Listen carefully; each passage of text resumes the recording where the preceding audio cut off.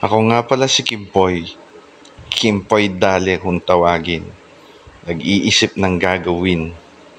Tara, samahan niyo ako ngayong araw na ito, kadale. Alright.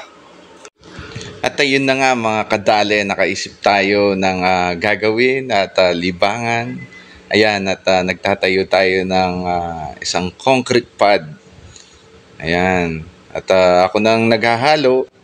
Ako pa ang gumagawa at maasinta niyan, kadali. So ayun mga kadali, fast forward tayo at ayan, naasinta ko na. At magpo-flooring na ako sa pagkakataon na yan, kadali. Ayan, sarili ko lang yan, kadali. Ako lang ang nagtrabaho niyan. Ayan, nakakaintindi naman tayo kahit papaano sa mga construction na ganyan, mga kadali. So ayun, kadali. At pinapakita ko sa inyo bago ko i-flooring. Ayan. At DIY lang yan, kadali yan. Ine-explain ko yan. Tapos, ayun na, kadali. At nakapag-flooring na ako, mga kadali. At medyo nabitin tayo dyan. At naghalo tayo ulit ng semento, kadali. So, ayan, no. Ine-explain pa ni Kimpoy Dale. So, fast forward tayo ulit, mga kadali. At ayun na nga, natapos na. Pinalitidahan na yan, nakapalitada na. Tapos, pinupuno na yan ng tubig. Yan. Nilagyan ko rin ng waterproof yan, mga kadali. Ayan, parang swimming pool talaga.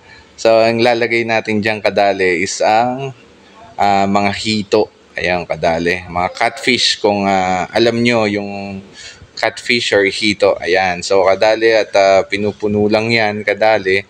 After mapuno niyang, kadali, lalagyan ng stem or katawan ng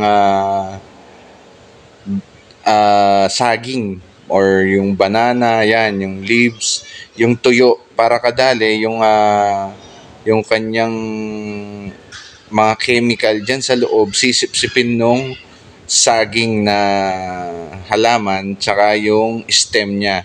So ayun, kadali, at i-explain ko ulit kung ayan, napuno na yan, kadali. So tignan nyo yung kulay chemical or yung waterproof yan, kadali. So, dyan sa pagkakataong yan, pinupuno ko pa yan, mga kadali. Kailangan mapuno yan, kadali, tapos lalagyan ng halaman. So, ayan, explain pa si Kimpoy Dale. So, ayun, round 2 na naman. Dinabantayan ko kung may leak yung ating fish pad. So, wala naman masyado. Ayan, nagpapakute-cute lang si Kimpoy Dale. Yun, at libangan lang to, kadali, at the same time, kung magiging maayos ang lahat is magiging business siya. So yun, ayan na, kadali, sinasabi ko sa inyo. Ayan, di ba? At yung mga dahon ng saging na yan at yung pinakatawan niya, yan, tuyo dapat ang ilalagay dyan para sisip-sipin niya, kadali, yung mga chemical na ginamit mo dun sa semento, dun sa waterproof, ayan. So, dapat lalagyan mo na yan para, kadali, maging safety mga isda. So, walang chemical, hindi mamamatay. So, ayun mga kadali, napalitan ko na siya ng tubig dyan at meron na rin siyang water pump. So, ayan, ginagawa natin, testing muna, kadali. At ayun na nga, kasama ko si King James. Ayun. So ayun mga kadali, kitang-kita nyo naman kung gaano kalinaw na yung tubig. Pero papalitan yan after nating ma-filter lahat ng tubig. So ayun, meron na siyang water pump, tapos meron pa siyang filter dun sa loob. So ayan, testing muna yan, kadali. So at the same time, after nun, titingin kami ng hito, yung mga quality na hito. So, Ma'am Isabel, shoutout, papunta kami dyan ng San Nicolas Arayat, kadali. Ayan, nagpunta kami dyan para, yun na nga, at nakita ko siya sa marketplace at sa hito farming. Ayan, hito tilapia farming, si Ma'am Isabel. So, papunta kami ngayon doon, kasama ko ang family ko, yan, si King James at ang aking anak at ang aking asawa. Yun lang nga, mga kadali, papunta na kami dyan. So, ang daan na yan sa lahat ng mga karerista ng Pampanga, Magalang, Angeles at Mabalacat, kadali. Yan ang San Pablo Racetrack. Every Sunday dati dito, kadali, may karera. So, yun na nga, fast forward na ulit tayo. Nakapunta na kami dito sa farm ng mga hito, kadali. So, manghuhuli na sila kuya. Ayan, shoutout sa kanilang lahat. Kaya, tsaka kay Ma'am Isabel. Shoutout sa kanilang lahat. So, ayan, manghuhuli na sila kadali ng hito, yung mga fingerlings. So, kinuha namin mga kadali is yung mga 5 inches na laki. Yan, para hindi na siya masyadong hindi na masyadong mortality. Iwas tayo dun sa maraming namamatay. So, based on my seminar at nakita ko, na pag-aralan ko mga kadali, is mas maganda yung medyo malaki na ng konti. Kesa yung fingerlings talaga na maliit, 1 to 2 inches, maraming namamatay. So, much better kadali is kunin nyo is yung mga 5 inches to 6 inches na mga kadali. So, ayan, kasama ko ang aking anak, ang aking misis dyan. Ayan, nakahuli na sila. Ayan yung mga sample kadali na tapos. Pero tatakalin pa rin nila yan mga kadali. Kailangan yung mga hito nila kadali is pare-pareho ang laki. Kapag hindi mo ginawang pare-pareho ang laki mga kadali, is kunwari may maliit, kakainin nila yung kadali, yung maliliit. So, kailangan pare-pareho sila ng laki at haba mga kadali. Pati. Nangarada nag-agrito eh. Minus kinuwi ito. 6 inches dito sir, ang mga dadablo. Ayun yung 6'7".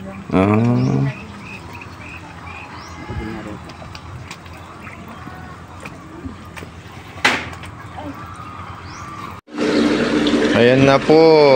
At parang kulang pa. 650 na hito. Ayan. Ayan na. Ayan na tayo. Ayan na yung mga hito. Ayan. Alright. Sana maganda ang paglaki. Ayun, hey you boy, what's up mga kadali? So, ayun, nakita nyo yung pag-build ko. Actually, ako lang ang gumawa nito. Ayan, oh. Medyo malaki siyang konti sa plywood. Ayan.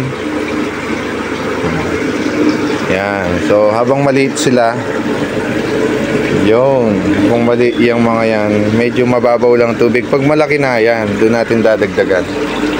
So, ayun, may asola na tayo agad. So, thank you very much, Ma'am Isabel. Tsaka yung sa farm niya, napakabait. Na mga staff niya sa farm, yan, kay Ma'am Isabel. So, thank you very much po. Ayan, 650 heads. Pieces yan, 650. Yan. So, dinagdagan pa tayo ng ni Ma'am Isabel at ang kanyang mga team doon sa farm. Ayan, napakabait nila. So, ayan, start ng after 1.5 month or 2 months, yan, pwede na silang ibenta. Kaya ihaw-ihaw dyan sa tapat ng bahay. So, ayan, soon, sana maging successful. Ayan. Ayun. Alright. DIY, dale.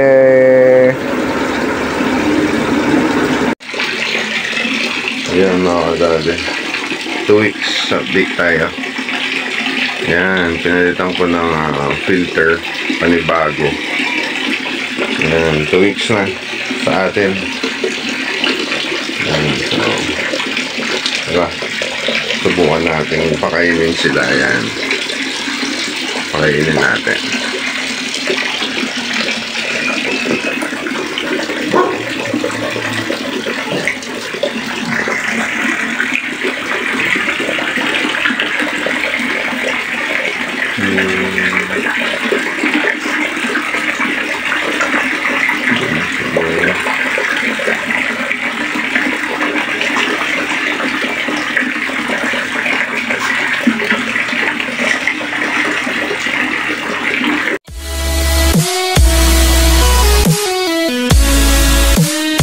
Yo boy, what's up mga kadali?